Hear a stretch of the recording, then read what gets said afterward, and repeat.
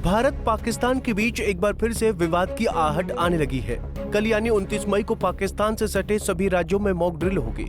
पाकिस्तान से सटे सीमावर्ती राज्यों जैसे गुजरात, पंजाब, राजस्थान और जम्मू कश्मीर में मॉक ड्रिल का आयोजन किया जाएगा।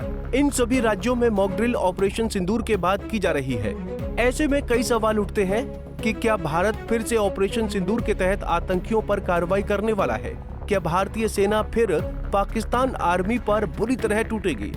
आइए इस वीडियो में इन सभी सवालों के जवाब ढूंढने की कोशिश करते हैं। दरअसल पाकिस्तान से सटे सभी राज्यों में मॉक ड्रिल होगी। मॉक ड्रिल के दौरान सभी नागरिकों को सतर्क रहने को कहा गया है। ऑपरेशन सिंदूर के बाद हो रही ये मॉक ड्रिल कई सवाल खड़े करती है।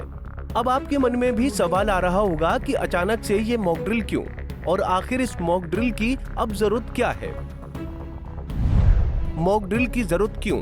बता दें कि मॉक ड्रिल किसी संभावित संघर्ष या आपात स्थिति से निपटने के लिए सुरक्षा और आपदा प्रबंधन की तैयारियों को परखने के लिए किया जाता है।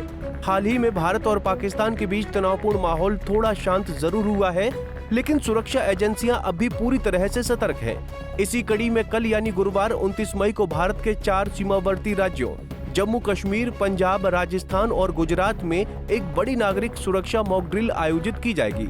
जानकारी के मुताबिक इस मॉक ड्रिल के दौरान युद्ध जैसे हालात का माहौल तैयार किया जाएगा, जिससे लोगों को सायरन की आवाजें सुनाई दे सकती हैं।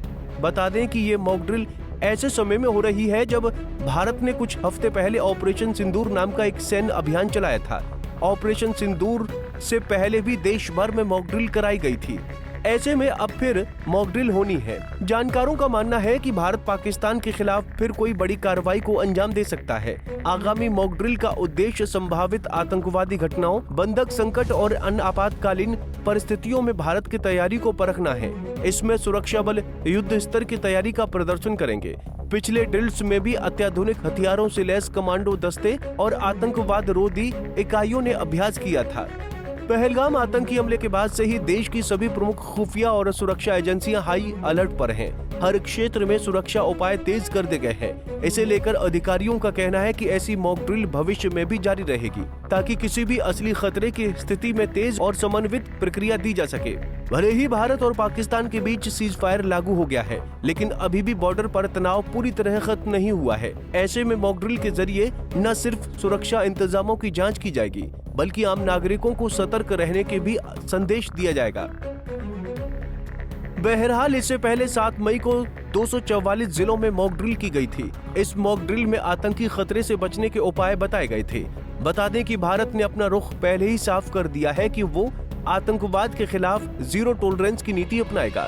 भारत पहले भी आतंकवादियों को कड़ा जवाब देता आया है और आगे भी देगा। आतंकियों ने जो बर्बरता पहलगाम में सैलानियों के साथ की वो बहुत निंदनीय है।